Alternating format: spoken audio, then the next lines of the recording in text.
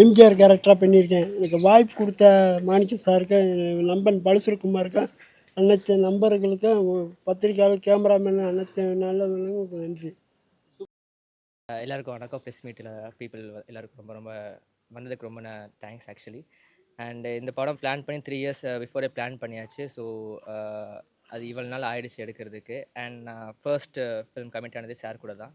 And after that இப்போ நிறைய opportunities நிறையவே அது வருது. மேபி சாரோட லக்கா கூட இருக்கலாம், எனக்கு தெரியல. So thank you sir, thank you for the opportunity. And producer மேம்க்கு ரொம்ப நன்றி அண்ட் தேங்க்யூ. படத்தில் எத்தனை பாட்டு? ஆக்சுவலி மொத்தம் 2 பாட்டு ஓன் கம்போஷன், இன்னொரு பாட்டு வந்துட்டு ஜஸ்ட் மாண்டேஜ் மாதிரி எடுத்திருக்கோம். அவ்வளோதான் படம். இப்போ அந்த பழைய பாட்டு ஒன்று வச்சுருக்கீங்களா? ஆமாம். அது வந்து காப்பிரைட்டில் வாங்கிட்டீங்களா? ஏன்னா ஸ்க்ரீன் பண்ணும்போது இஷ்யூ வரும் தெரியுங்களா உங்களுக்கு? ஆமாம், இது கார்ப்பரேட் எடுத்தது. வாங்கிட்டீங்க? யா சரி, ஓகே, தேங்க்யூ. எல்லாருக்கும் வணக்கம். என் மாப்பிள்ளை, என் மச்சனை ஃபஸ்ட் டைமாக என் மச்சனோட சரி பரவாயில்ல, அவர் நல்லா வரணும், இந்த படம் நல்லா வெற்றி அடையணும். சரி. வந்திருக்கிறேன். மாணிக்கம் சார் தான் எனக்கு வந்து இந்த படத்தில் ஒரு கமல் கேரக்டராக வாய்ப்பு கொடுத்ததுக்கு ரொம்ப ரொம்ப நன்றி. அது போக இந்த படம் வந்து வெற்றியாக அமையணும்னு எனக்கு மனமார்ந்த வாழ்த்துக்கள். அந்தமான் தீவுலேருந்து வந்து இங்கே நடிச்சிருக்கீங்க? ஆமாம். எத்தனை நாள் ஷூட் போயிருக்கு? 36 days. 36 days இங்கே தான் இருந்தீங்க? ஆமாம். மிஸ்ஸஸ் கேத்ரின், இந்த படம் ரொம்ப கஷ்டப்பட்டு பண்ணதுனால ரொம்ப ஹாப்பியாக இருக்குது. எல்லாருக்கும் ரொம்ப சந்தோஷமாக இருக்குது. இது கடவுள் கொடுத்த படைப்புன்ட்டு நான் வேண்டிக்கிறேன். ரொம்ப தேங்க்ஸ், நன்றி. என்ன கேரக்டர் பண்ணியிருக்கீங்க? நான் வந்து இந்த படத்தில் ஒரு ரஜினி கேரக்டர் பண்ணியிருக்கேன். இந்த படம் நடித்ததுக்கு உனக்கு நல்ல மனசு சந்தோஷமாக இருந்துச்சுல? இந்த படம் நடித்ததுக்கு ரொம்ப சந்தோஷமாக இருக்குது. இந்த படம் இது வந்து எனக்கு ஃபஸ்ட்டு படம், முதல் படம். இந்த படத்தை ஃபஸ்ட்டு டைரக்டர் பார்த்த உடனே அவருக்கு ரொம்ப பிடிச்சிருச்சு. டைரக்டர் மாணிக்கம் சாருக்கு ரொம்ப நன்றி. என் மகன் கஷ்டப்பட்டு இந்த படத்தை எடுத்திருக்காருங்க. இந்த படம் நல்லபடியாக வரும்னு ஆண்டவர் வேண்டிக்கிறீங்க.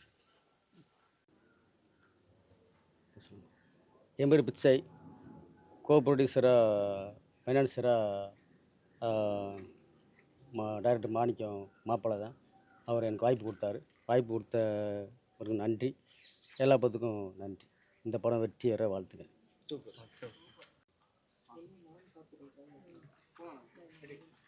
வணக்கம். இங்கே வந்திருக்கும் என் அருமை பத்திரிகை நண்பர்களுக்கும், இங்கே வருகிறது வந்து இந்த ஒரு ட்ரெய்லர் லான்ச்சு, ஆடியோ லான்ச்சு எல்லாம் பார்க்க வந்த என்னோடய பேரண்ட்ஸு, தமிழ் மக்கள் அனைவருக்கும் நன்றி. இந்த படம் கஷ்டப்பட்டு எடுத்தது எல்லாம் அது எப்பயும் சொல்கிற நார்மலான வார்த்தை தான். புது படம், அது பண்ணிட்டோம். கொஞ்சம் மக்களுக்கும் பிடிக்கணும். புதுசாக ஒரு நாட்டு எடுத்து பண்ணணும். அதன்படி எடுத்து பண்ணோம்.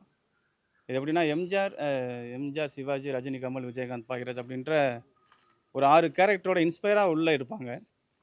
ஸோ அவங்களுக்குள்ளே இது என்னென்ன விஷயம், அவங்க அந்த ஊரில் எப்படி எப்படி இதை இருக்காங்க, பிழைக்கிறாங்க அப்படிங்கிற ஒரு கான்செப்ட் தான் எடுத்து புதுசாக ஒன்று பண்ணியிருக்கோம்.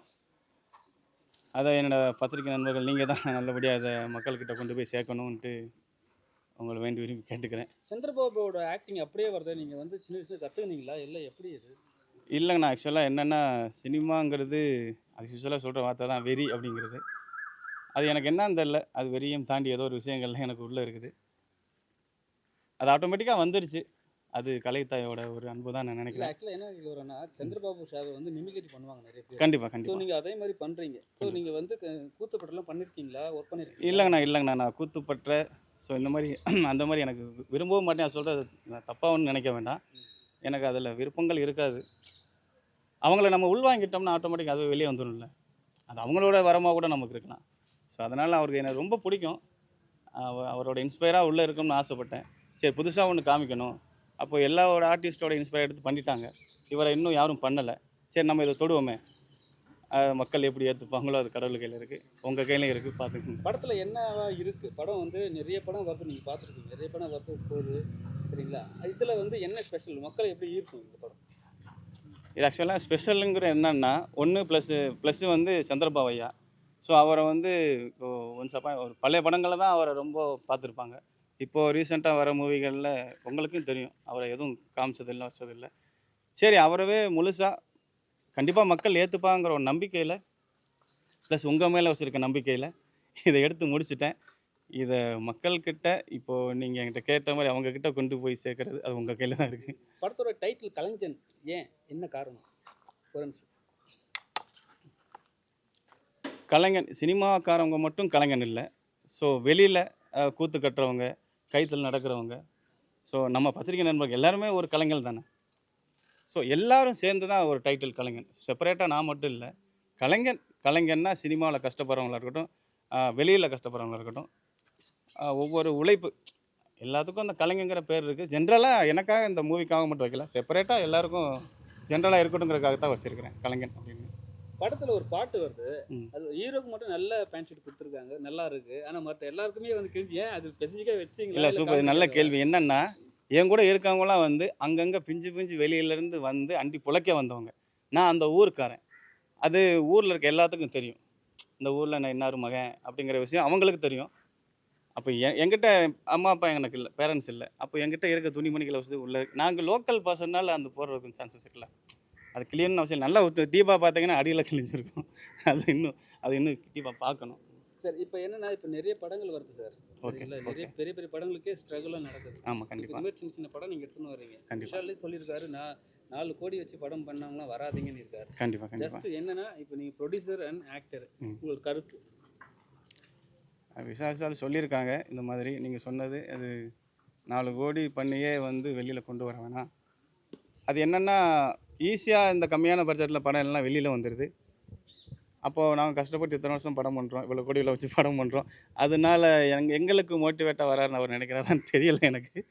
ஸோ சார் சொல்கிறதுக்காக அப்படிங்கிறதுக்காக இல்லை, மக்கள் ஏற்றுப்பாங்க. கான்செப்ட் கரெக்டாக இருந்தால் அது பட்ஜெட்டு விஷயங்கள் இல்லை, அவங்களோட பெர்ஃபார்மன்ஸு, ஸோ வேலை பார்க்குற டெக்னீஷியன்ஸு, கான்செப்ட்டு, ஸோ அது மக்களுக்கு பிடிச்சுன்னா அது பெரிய படமாக இருந்தால் சின்ன படமாக இருந்தால் ஏற்றுக்குருவாங்கல்ல. இப்போ அதுக்காக கூட தான். அவர் படம் இன்னைக்கு படம் ரிலீஸ், அவர் படமே கொஞ்சம் ஸ்ட்ரகிளில் தான் போயிருக்கு. ஆனால் அவர் எல்லாருக்கும் அட்வைஸ் பண்ணுறாரு. அப்போ சார் சொல்கிறாங்கன்னா, சார் தப்பாக நினைக்க வேணாம் விசால் சார். நீங்களும் இப்போது எங்களை மாதிரி ஒரு சின்ன படத்துக்கு நீங்களும் கொஞ்சம் வழி விட்டு கொடுத்தா நல்லாயிருக்கும். ஏன்னா சினிமாவில் ப்ரொடியூசர் கவுன்சிலில் இருக்குங்க. ஸோ நடிகர் சங்கத்தில் முக்கியமான பொறுப்புலையும் இருக்குங்க. எங்களை மாதிரி ஒரு வளர்ந்து வர ஒரு டைரக்டர்களுக்கு வாய்ப்பு கொடுத்தீங்கன்னா, நீங்கள் வந்து பப்ளிசிட்டி பண்ணணும் அவசியம் இல்லை. நாங்களே உங்கள் படத்தை தூக்கி கொண்டாடுவோம். சார் நீங்கள் உதவி இயக்குனராக இருக்கீங்களா இல்லை நீங்கள்? சார் ஆக்சுவலாக நான் வந்து ஒரு 11 படம் அசிஸ்டன்ட் ஒர்க் பண்ணியிருக்கேன். நான் ஆக்சுவலாக பார்த்தீங்கன்னா ஆஃபீஸ் பாயிலேருந்து இருக்கிறேன். Office boy, camera assistant cameraman, focus pillar.